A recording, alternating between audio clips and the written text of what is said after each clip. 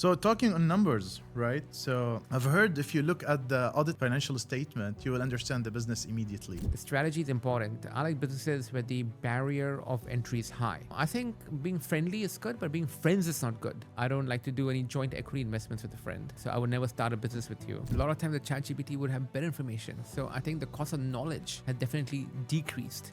So when you create an ecosystem, you're creating a network. So I was like, why grow yourself only when you can grow another 100 people at the same time? So why create a tree when you can create a forest? So Girish, thank you for being here. Usually I don't do an intro, Yeah. but you are well known in the industry. You're well known in UAE, we're in the GCC, in the US, all over the world, and your business is expanding. First of all, thank you for being here, spending time, having during this time of challenges, I would call it.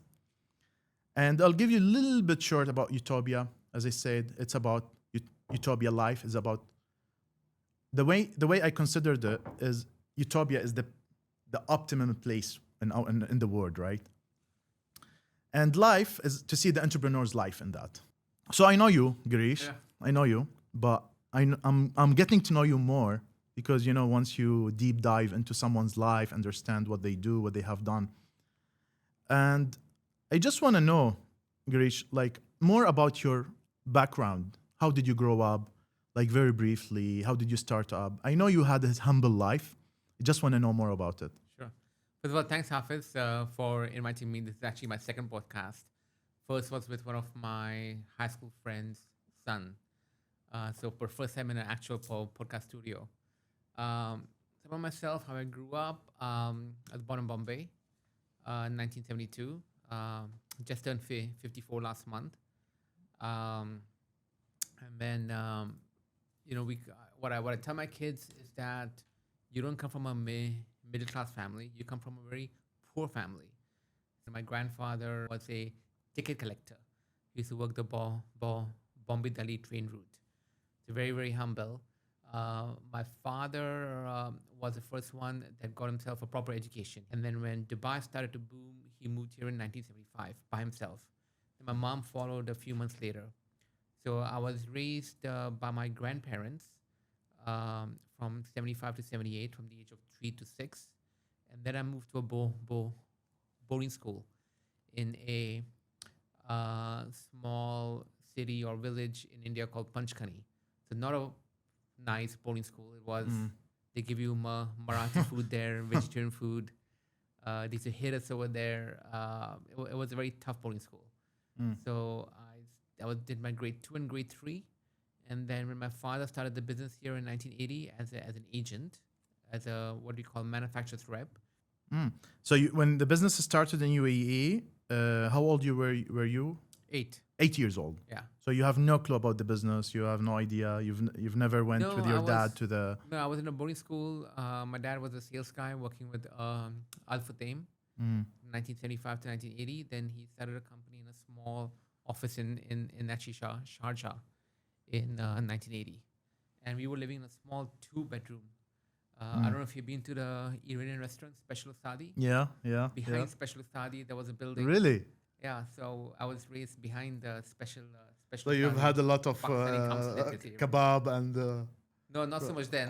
I think I got into that a bit later. Okay. But we were raised around in that area.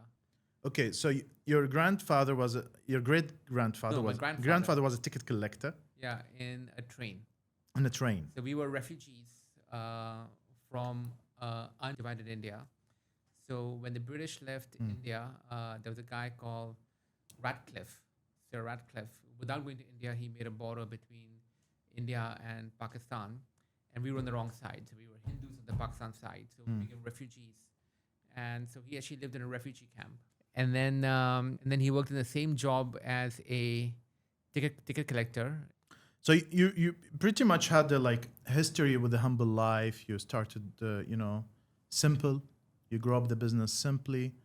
You came to UAE. UAE was booming at that time, or not yet, slightly in 1980. I think it went through booms and recessions. I think you have the great what the Americans call the great oil shock what the Middle East called the Great Oil Boom in 1979. So that's when actually there was so much wealth that came into this region.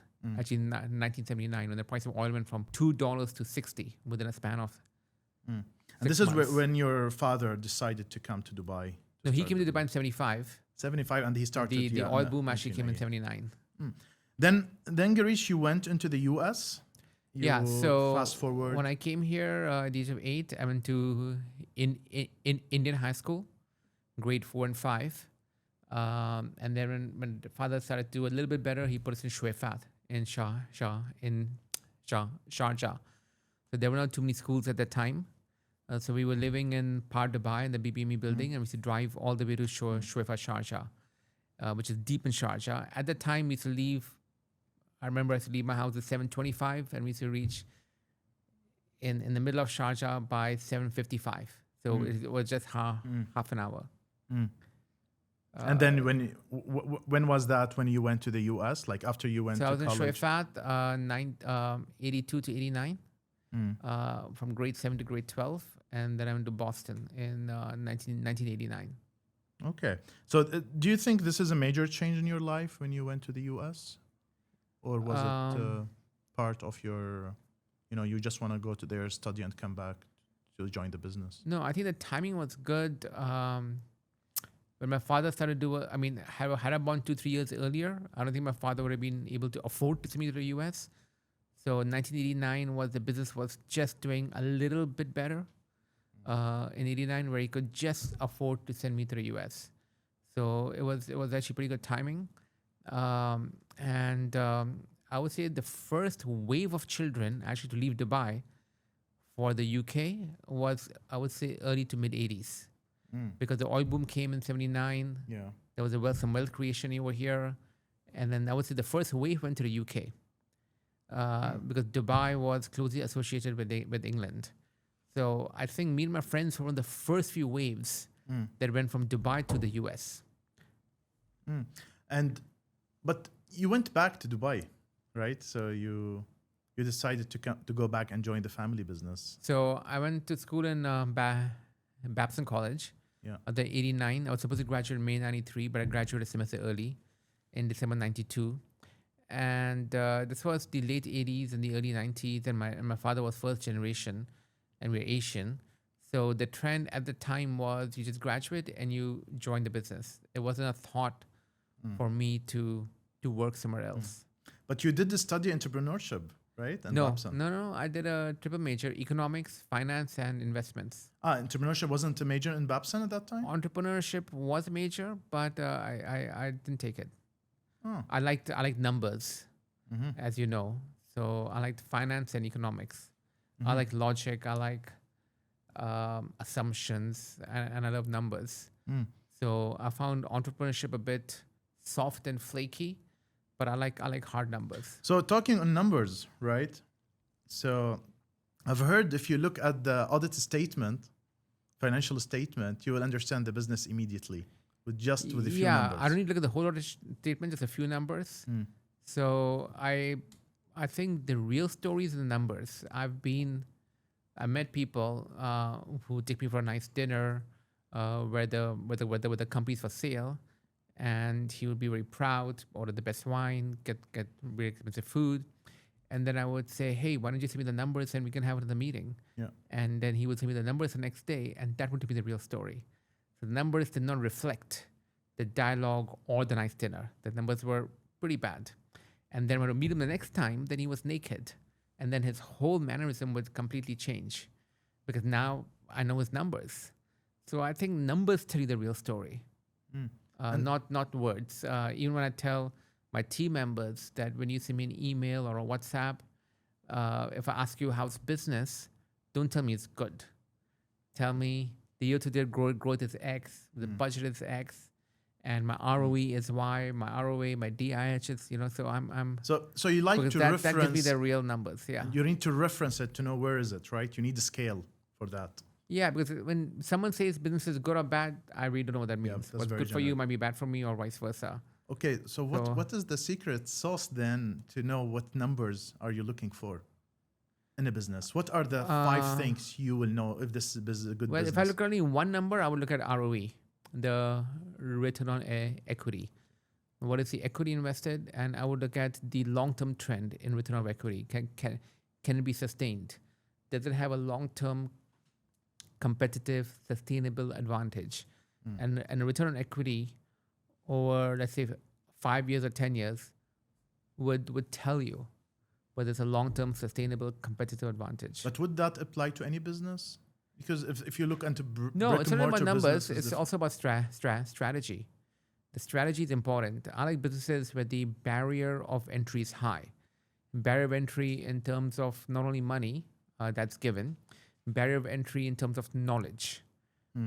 So, for example, we have our own labs. We hire very good, one of the best R&D scientists in the region. We develop our own products. So the barrier, so the knowledge barrier is very high. That in terms of the product. Then even in terms of the market, we supply in the MEP building industry and some specialized industry in the building construction. Then you need a knowledge on all the contractors and all the distributors in the Gulf region and even around the world. So you need to have a lot of knowledge in addition to CapEx, execution, management, culture. Culture is very simple. Culture is how you talk to people. If I talk to my core leadership team nicely, they will talk to their own leadership team nicely, who will talk to their team nicely. If I am rude to my leadership team, then they will be rude to their leadership team, and it will trickle down. So it's contagious. Whatever you It's do contagious, is gonna... but it doesn't work all the time. Sometimes it gets lost, but then you have to review it and get the culture But back in. would you lose your temper?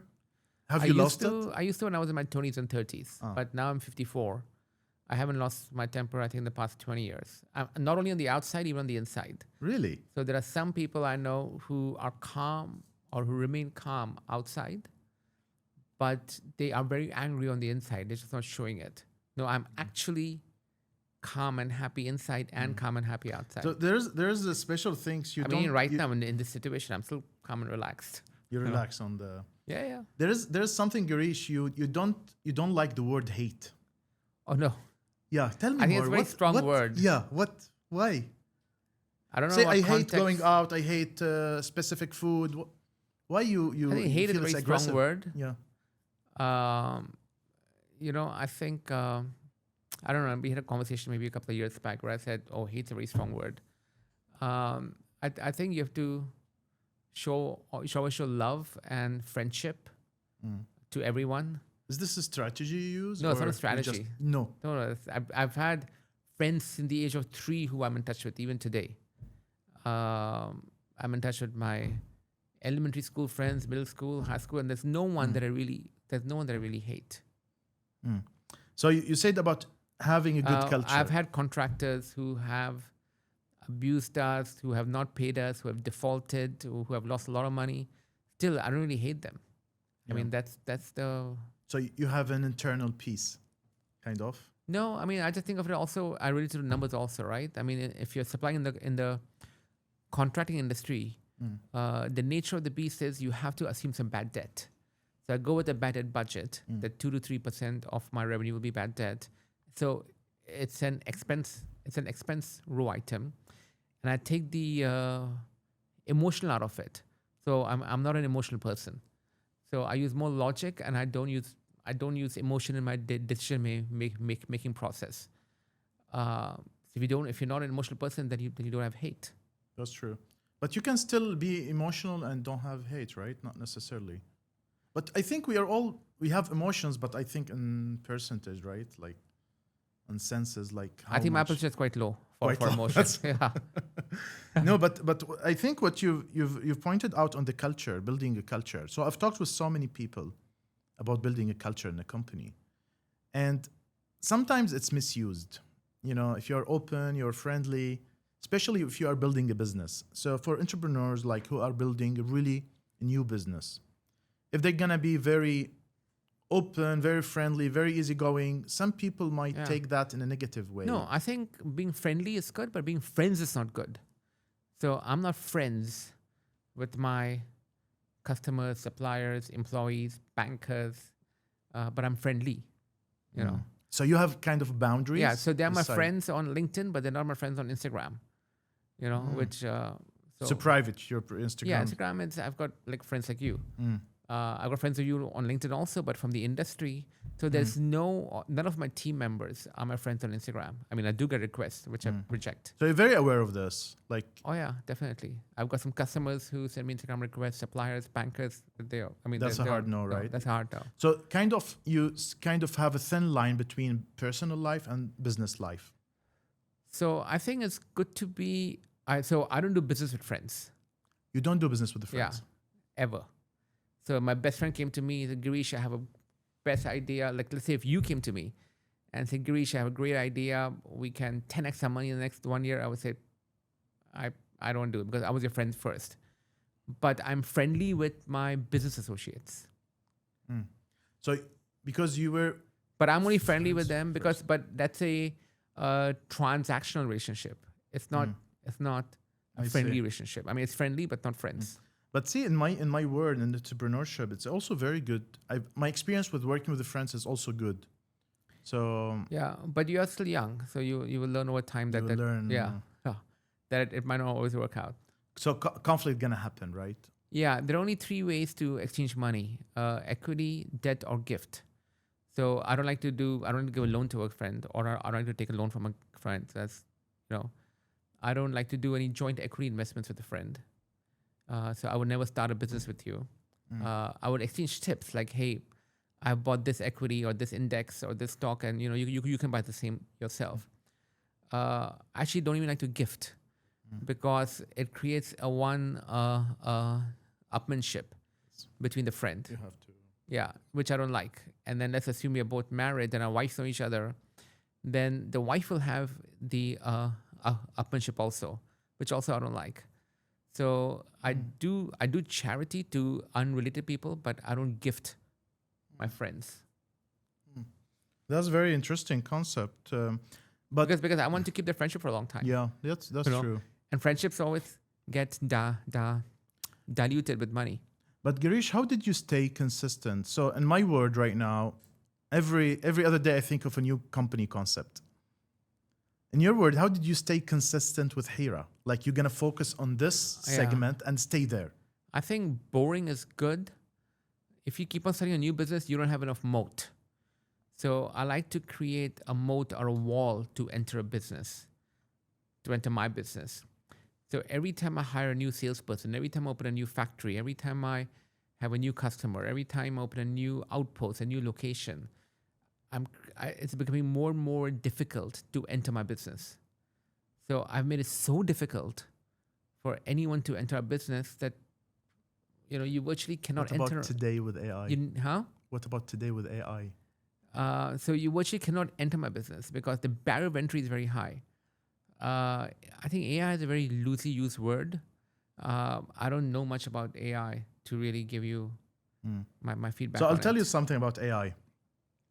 In the past 4 weeks, with AI only, we developed a complete ERP system from scratch, Oh, really? integrated with retail, You with mean like SAP, Oracle, Microsoft. complete, including tracking, management, orders, everything with AI with 4 weeks, completely, and it's running right now. Isn't it scary? It's scary. I mean, It's scary in terms, okay, you have the know-how, right? That's what you've built. But system could be replaceable. And know-how could be also bought. So is it AI makes the barrier to entry a bit low? I think the cost of knowledge has decreased. Correct. That's very Right. true. So I'm just thinking out loud. Being an American citizen, I've got estate lawyers, CPAs, life insurance for my trust. So every time I get on a call with my estate lawyer or my CPAs, I do my own due diligence on ChatGPT. So it makes me sound more knowledgeable than I really am. B, if the knowledge is distorted, if there's a delta, that means what I'm telling is different from what my estate law is saying, then I challenge the person like, hey, this is what I read. I do tell them this is what I read on ChatGPT. And um, and a lot of times the ChatGPT would have better information. So I think the cost of knowledge has definitely decreased. These are lawyers charging $1,200 an hour, and I'm giving them knowledge for free. Yeah. So I think what has happened with AI, for example, what happened with industry, with the industrial revolution, the cost of production decreased, right, with the factories. So it's cheaper to make, I don't know, cars or watches, T-shirts, textiles. Now the cost of knowledge has decreased, but 98%. For $20 a month, I'm not a pro subscriber on ChatGPT. I've got the same knowledge, the same cumulative knowledge of the entire world in one app for almost free. But that makes talent less. You don't depend on talents anymore. You don't need a very high expert. You need just people to do the job, because then you can enrich them with data. No, but then you need to build relationships with, in our industry, the relationships are still controlled by the sales team. That cannot be replaced with AI. Sure, you can draft an email, blah, blah, blah, send it to the customer. But the relationship, the East is still very relationship driven, unlike the West. West is all right, what's the price? Here's the order, here's the terms. But in the East, whether it's Africa or even in Latam, Middle East, Asia Pac, CIAP, Southeast Asia, it's very relationship driven. So that cannot be replaced by AI. The culture cannot be replaced by AI. I'm not a big fan of work from home, because the culture and the relationships cannot be created when you're working from home. Maybe you can work from home once a week. But I think to create a culture, you need to be in your office. In crisis, I'm going to office every day. In COVID, I went to office every day. Now I'm going to office every day. I told you I was supposed to go to India this weekend for a trade show. I didn't go. I just stayed here so I could go to office for that additional Friday because Middle East is in crisis. And as you know, I never run away. And I like to... You never run away? No, never. I had an incident 3 years back. I came back. I never run away. I like to take on the crisis full on. Do you enjoy... in the front row. Yeah. So if you're a soldier, you would go the front row? No, but I like to be there. I would not be in the front row because I'm not a soldier anymore. But I would be in the battlefield. You prefer to be which there. I am right now. Okay, battlefield crisis. We are in one right now.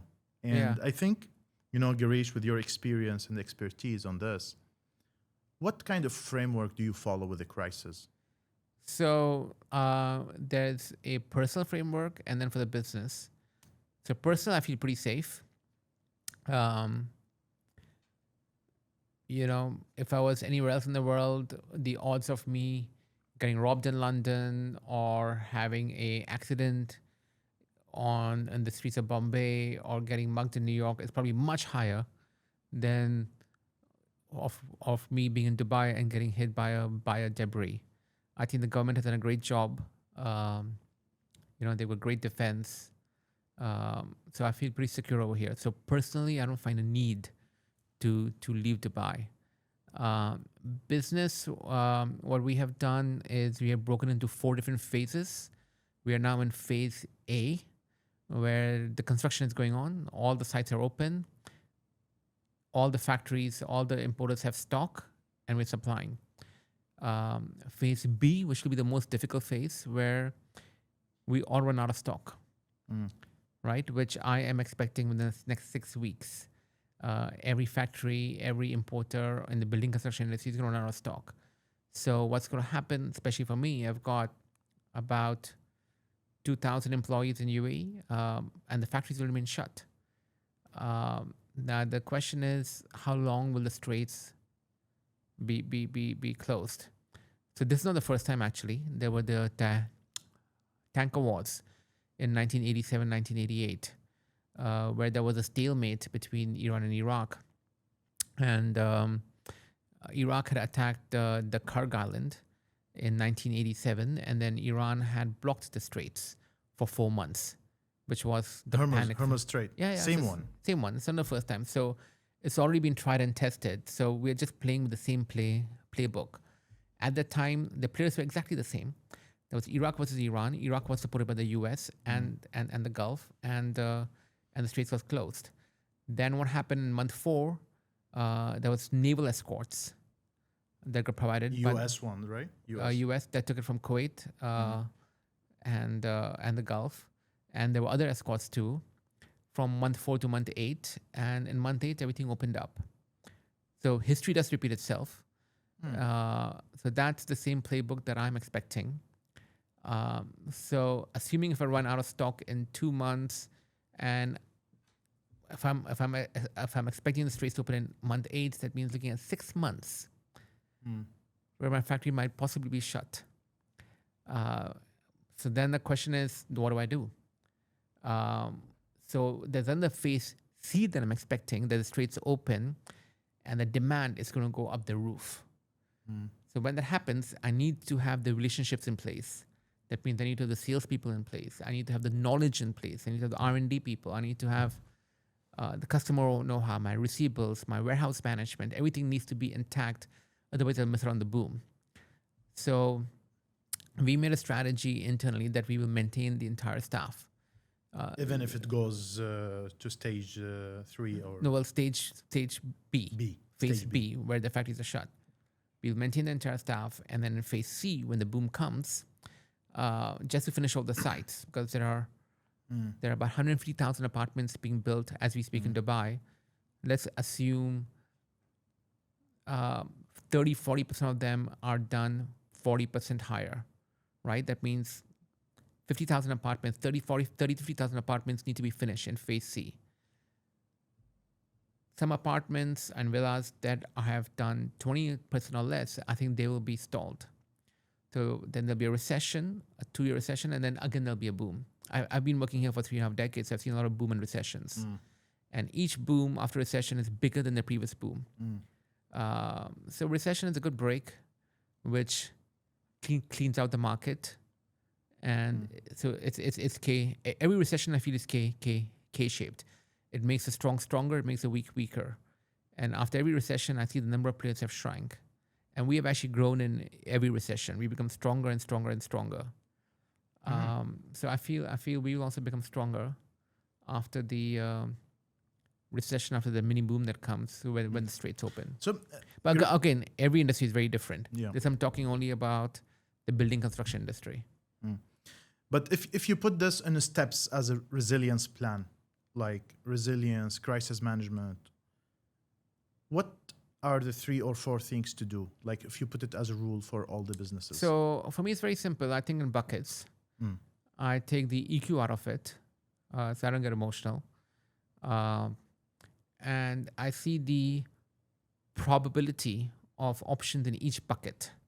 What are my options in phase 1? What are my options in phase B, phase C, phase D? And what are the steps I need to take for each option? And then I just execute. And you have a word, sometimes you say, hope for the worst and wish for the best. No, I said plan for the worst and hope for the best. Okay. Yeah, so I'm planning for the worst. Plan and for hoping the for worst best. and hope for well, the best. I'm hoping the straits will open next month. You know, that's but that's a hope for the best. But what but I have to plan that the straits won't open for 8 months. Yeah.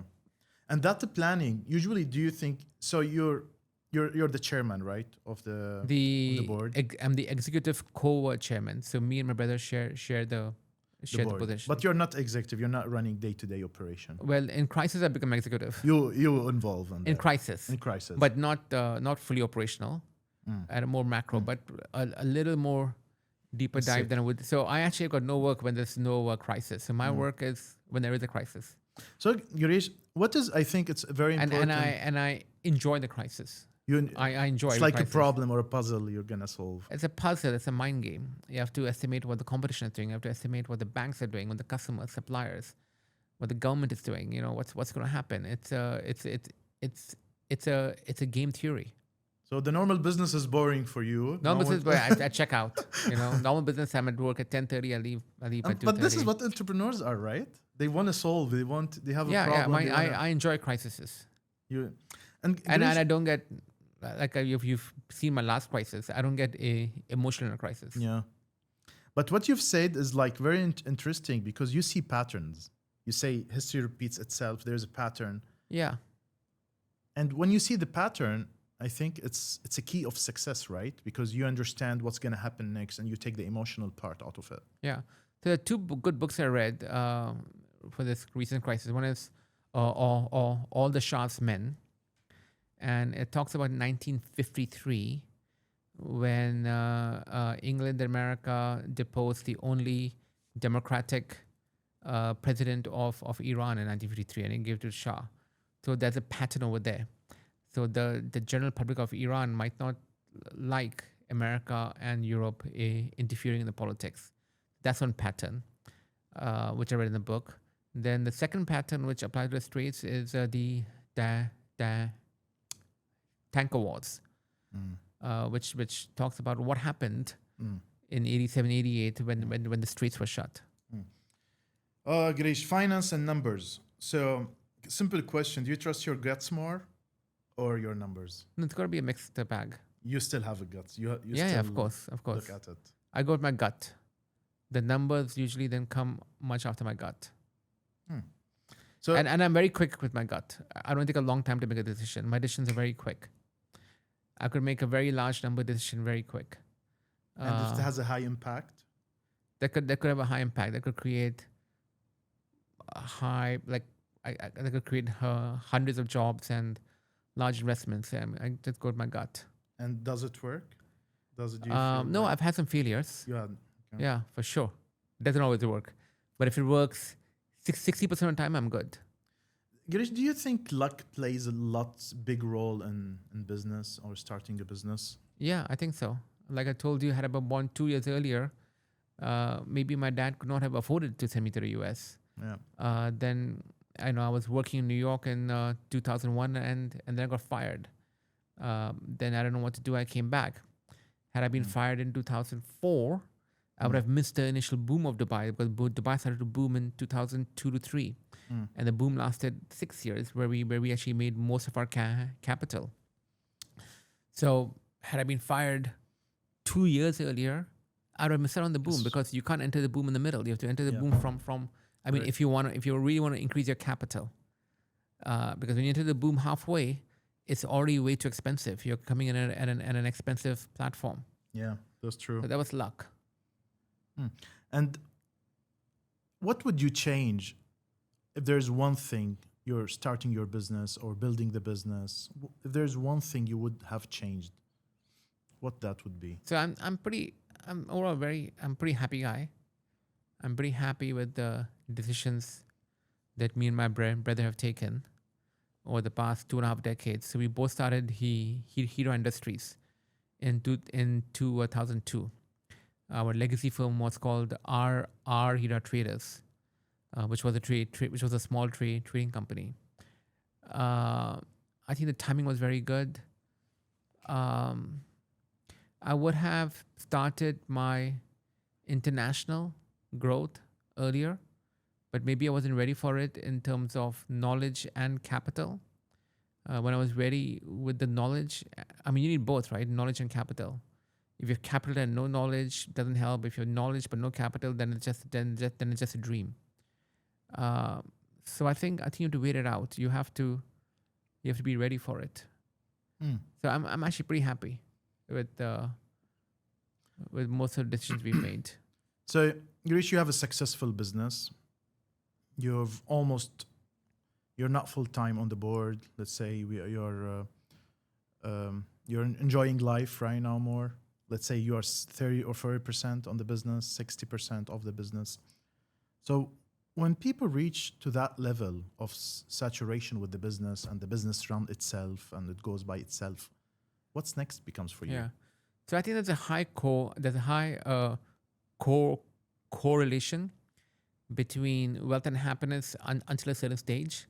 I think money does buy you happiness until a certain stage.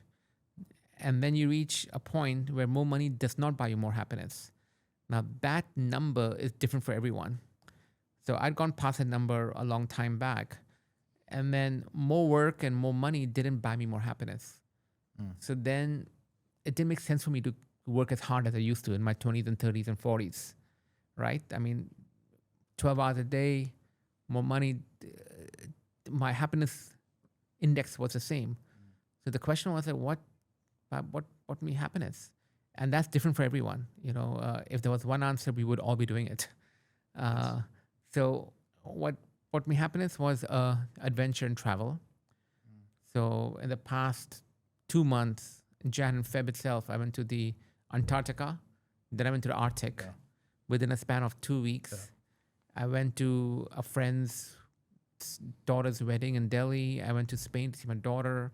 You know, so this is all in the span of 2 months. So I think adventure and travel makes me happy. Connecting with friends makes me happy.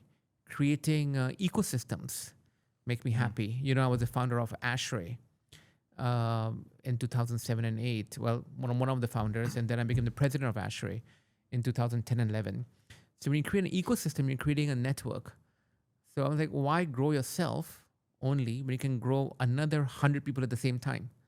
So why create a tree when you can create a forest? And the same thing I've done with YPO, Mina One. You know, we've created a forest of like-minded people. Same thing I did with ASHRAE. ASHRAE stands for American Society of Heating, Refrigeration, Air Conditioning Engineers, where when we started with about 20 people, when I left ASHRAE, it had about 460 people. It was the largest ASHRAE chapter out to the US after Hong Kong. And I went my undergrad to Babson College. I've also started the Babson Middle East Alumni Club with some other founders, where we created an ecosystem of Babson alumni. So I like creating ecosystems where you create friendships even with other people. So if you became friends with, if you made 5 new friends, other friends, not me, because of me, I would be very happy. You know, and I think that's what I've tried to create with YPO Mina One. That people are making friends with each other. You know, and there was me and another 1 or 2 people who actually started Mina One, and now I've stepped back, like how I stepped back from ASHRAE. And I step back from other. So you're a builder. I like creating. You like to building, creating communities, connecting people together. And the same at work. You know, I've created ecosystems within. I've created global ecosystems within my industry. So we have the same ERP systems across the world. We have the same look and feel in all our factories. All our factories are blue and orange. All our machinery around the world are blue and orange. So any Hira factory you go to globally, you have the same home, you know, the same culture, the same feeling. So people can easily move from Qatar to America. We're now looking at Europe, Asia Pac, India. We've got, I think, 28 offices around the world with about 16 factories. And even in this time, we're still building factories in the Middle East and around the world. That's interesting. Girish, when you look into how you connect people together, how you bring people together, there is something, you know, you send them a message, like even if you're talking to someone, you send them a message, you will be surprised by their answer and their initiative. And some people, they just need a little bit of a push, right? Even if you're connecting people, doing something, sometimes you will ask someone a question, they could be interested in doing something. You know, like this little bit of, I wouldn't call it peer pressure, but being open and doing the initiative. That's something you do, or you? Yeah, that comes to me naturally. Yeah. And do you feel this is part of it? Like, don't be shy to ask the question, to ask for help, to request for anything. Is it something also you're not shy to ask for help, or? No. I mean, I don't know a lot of stuff. So if I don't know anything, I would just ask for help. So in terms when you started as a sales also, you did sales job, right? Yeah. I initially joined the business in 92. Then 92 to 98, I was doing 7 days a week sales. because my dad was a sales guy. And, when I joined the business when I was 20. So I finished my bachelor's degree when I was 20 and spent my 21st birthday back in Dubai. And second day of work, and my dad used to call everyone at 8 o'clock, and got a call at 8:05. I was in the office. My dad's like, "Well, what are you doing in the office?" I was like, "I don't know. I should better work at office at 8 o'clock." He goes, "No, don't be in the office." I was like, "So where should I be?" Because you should always be out selling, always. And in those days, Friday was the only day off. And in those days, it was a split shift, 8 to 1 and 4 p.m. to 9 p.m.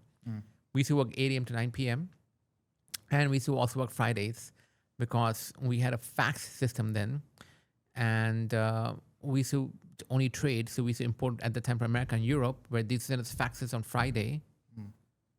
Yeah, they sent us on Friday, and then they were off on Saturday and Sunday.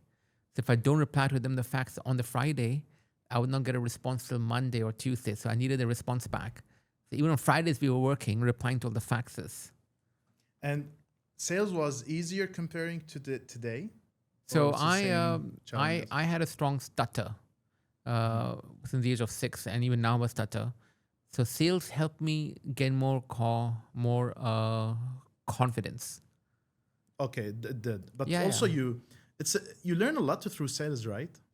So one thing I learned in sales is, the construction supply industry is a very tough industry. So the meeting was at 9 a.m. I would show up there at 8:30 a.m. I would just wait at the reception. I would not announce myself to the receptionist. I would just get a feel of the office. Like, what are the papers at the reception? Is it a messy office? Who is coming to the reception? Are there workers who are not being paid the salary?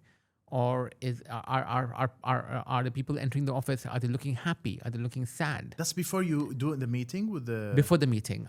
By the way, you have a scheduled meeting, right? yeah, I'm never on time. I'm always half an hour early.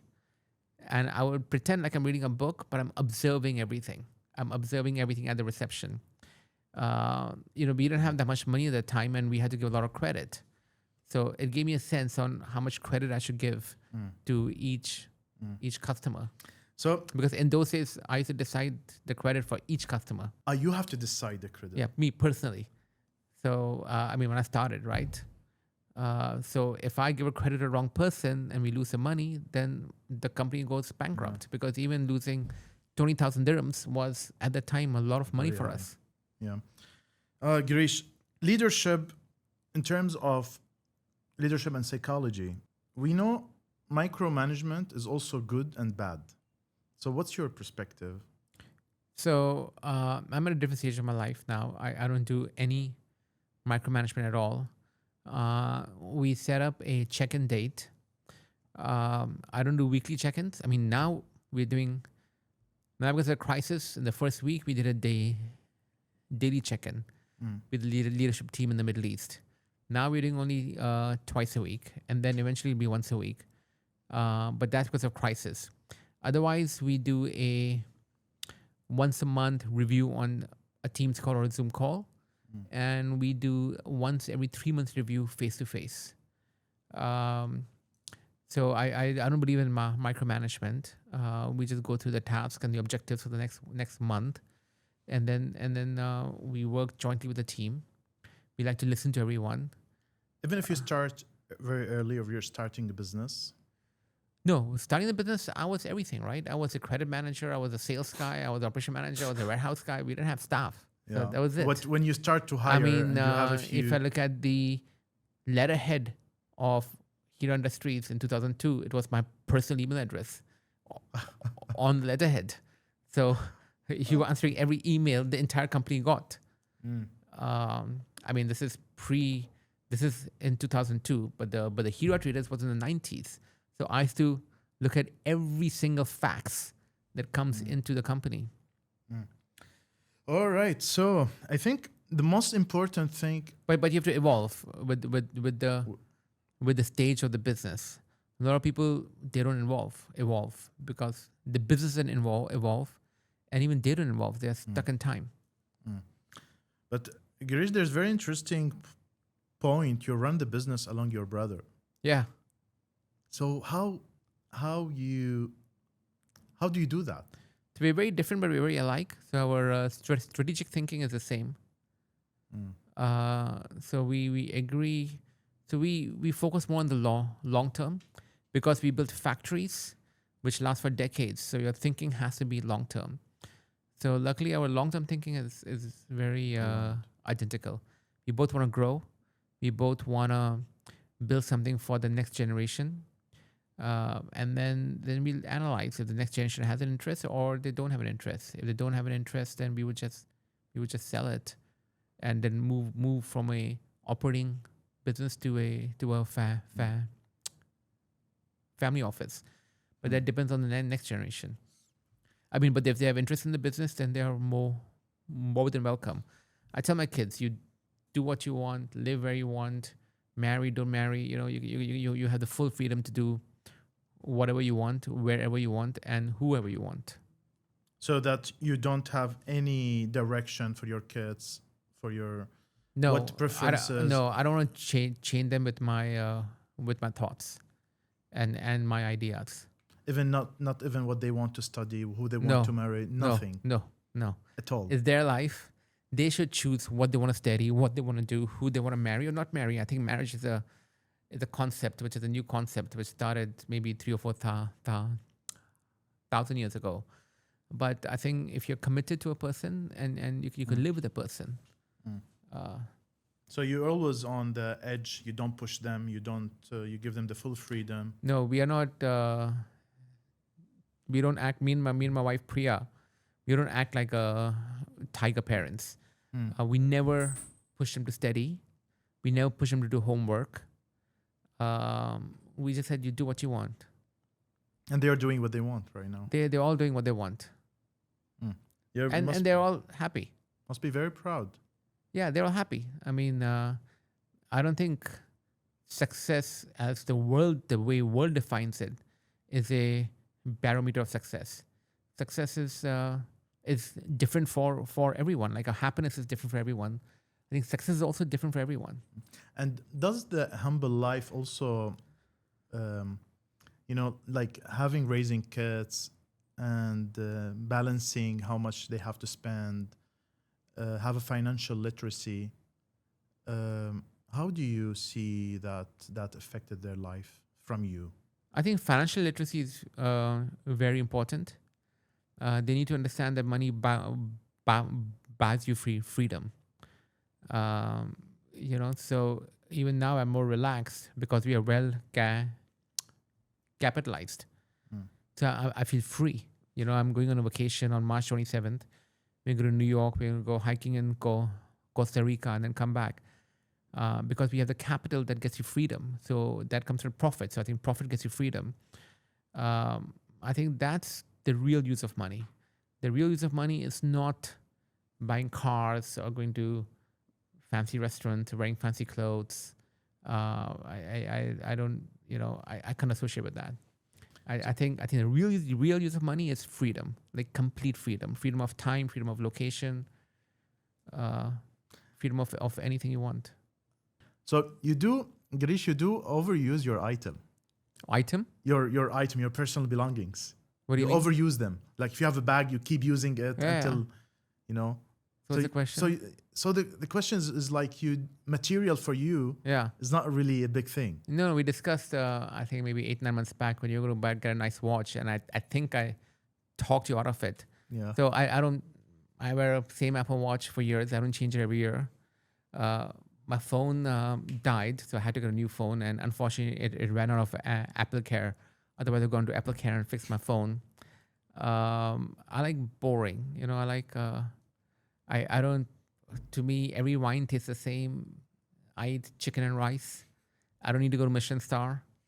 I like chicken and I like rice, Girish, legacy, what does it mean for you? I don't believe in legacy. I think I've given full freedom to my kids. They don't have to do what I do. They don't have to listen to what I listen to. They can do what they want to do. They can, they don't have to listen to me. So you don't want to have your name there? No, you don't want after you die? No. Don't want people to remember you? No, I think that's the thing of the past. I think people should move on. In fact, I think it's the opposite. I think a successful entrepreneur, a successful father is by the time he passes away, people are so independent that there's very little or no grief.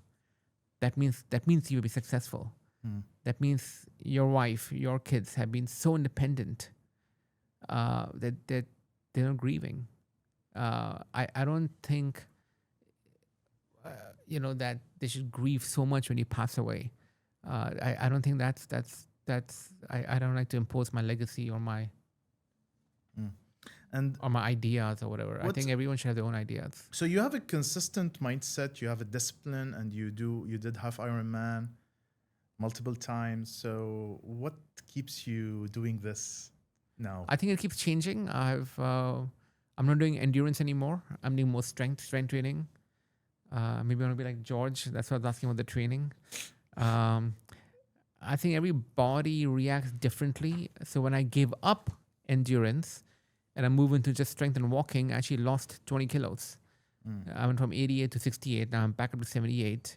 And I keep on switching between endurance. I like endurance because I like to meditate, but I like to sit and meditate. I like to move and meditate. So I go biking in Al Qudra or swimming in Kite Beach. I'm by myself. And that for me is moving meditation. Many times I'm not listening to a book on my AirPods. I'm just by myself 2 hours in Al Qudra. But I find my appetite really shoots up with cardio, with endurance, and my muscles shrink. So that's why I'm trying to focus more on strength and walking. And when you get in your 50s and 60s, you need more muscle. You need that. Girish, we don't have much time, but I would. What would you ask or advise your 20 younger self of you? So that's like a different question. I would say, what would make your 8-year-old proud? Yeah. And my 80-year-old happy, like, wow, I can't believe I did that. So that's what I benchmark with, 8 and 80-year-old. So 20, you're looking at my son who's now 23. He is, I think, in your 20s, you need to work hard. 20s and 30s, you need to work hard. I think we had this conversation on a hike that you're at a stage you to focus on your family and your work. And then it depends what work you have. So, for example, my eldest son, who you met, Arman, he is into AI, and the talent density for AI is actually only in San Francisco. So I think the city you choose to live in is very, very important. A lot of people don't focus on consciously. And I think the city you choose to live in becomes the person who you are. Had my father moved to Muscat or Saudi or Bahrain or Qatar, I would be a different person. But because he moved to Dubai, my personality is different. Because I went to Boston, my personality is different. Because I worked in New York, my personality is different. So I think the city plays a huge part of you as a person because of the density of talent and intellect. For example, I'm in the building construction supply industry. So I need to be in cities where there's a lot of building and construction and I need to be next to smart people. I like to meet people. I like to exchange ideas. I like to go into their mind and the brain, and really understand what they're really thinking. That's very interesting, Girish. I will end up with one final question. So I always ask my guests a question. So utopia, is the perfect word. If there's utopia really exists, what would be a utopian word for you? Well, YouTube by definition is, I guess, where everyone's happy. So I love to see my 3 kids. I think you met all of them. I like to see a happy family with Priya. I think that's Utopia.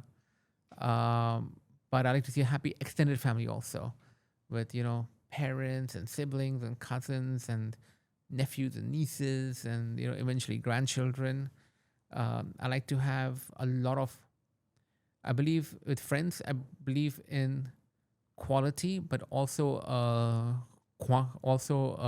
quantity. So I don't like to have only 3 friends or 4 friends. I like to actually have a lot more friends, but also know them well, which becomes hard because of your time management. I like to believe I manage my time well between work and health and friends and everything else. Girish, you're walking So I think relationships are very, very important. I agree. So my dad used to say that relationships are the most important. You bet on that, right? Yeah, definitely. Girish, thank you But so thank much. you for having me. Thank you so much. As I say, you're a walking encyclopedia. Yeah, thanks. Lots of knowledge. I hope we have more time, but thank you so much. Thanks.